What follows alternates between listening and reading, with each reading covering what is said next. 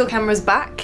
What was the rationale for bringing it back? We do speak to our fans a lot, and we looked at what people loved about Dragon Age Origins and what they loved about Dragon Age 2. And there was definitely a sense that people wanted to be more thoughtful in combat. So the tactical camera is a great way to do that. So it allows you to pull the camera all the way up, pause the game, and have a think about the battlefield and sort of pan around and sort of see what's happening, what enemies you're facing against, where they're positioned, you know, what they're doing, and then issue orders to particular characters in your party. You know, examples of it would be, you know, there might be a choke point, and you want to sort of bunch up the enemies, you know, in that sort of choke point so you can rain fiery death down on them. So, you know, you can send your warrior forward, hold the ground at that choke point. Whilst they're doing that, then you can maybe send your ranged attackers up on sort of cliffs or high ground and start slaughtering people. The nice thing is, baseline, you can kind of pick how you want to play. If you're an action player, you can play without tactical cam, and you're going to get all the stuff that's sweet with action.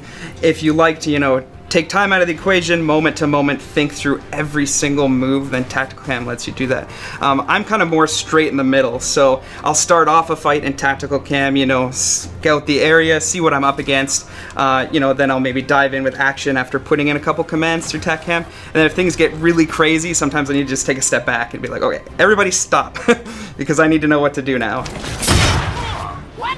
It can be somewhat of a pressure valve for players, you know, they can feel sometimes overwhelmed with how much is going on. Every now and then if I get into tough spots or tough combat encounters, that's when I'll pull up the tactical camera and be like, okay, well, what do I need to do here, and be a bit more thoughtful. We've added movement lines into the tactical camera, so when you tell someone to go move to a certain spot or hold a certain spot, it will draw a line about how they're going to get to that spot, which is good information to have about, you know, pathing of enemies and your characters. And then we've also added in an ability when they're panning around in the tactical cam, they can hover over enemies and they can see information on that enemy. And the more that you research and the more that you fight that type of enemy, the more information is going to be available to you. So you may see things like their health, their armor, what strengths and weaknesses they have. It's extra information, it's another layer on top of the original tactical camera.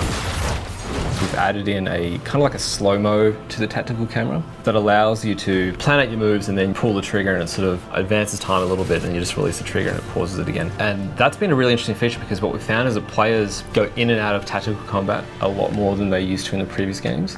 So in Origins it was very much like players would either play in tactical or in action in real time, and they never really go between the two. In Inquisition we're finding that they're definitely going in and out a hell of a lot more, so I think that'll feel a lot more fluid and a lot more seamless experience as they play through.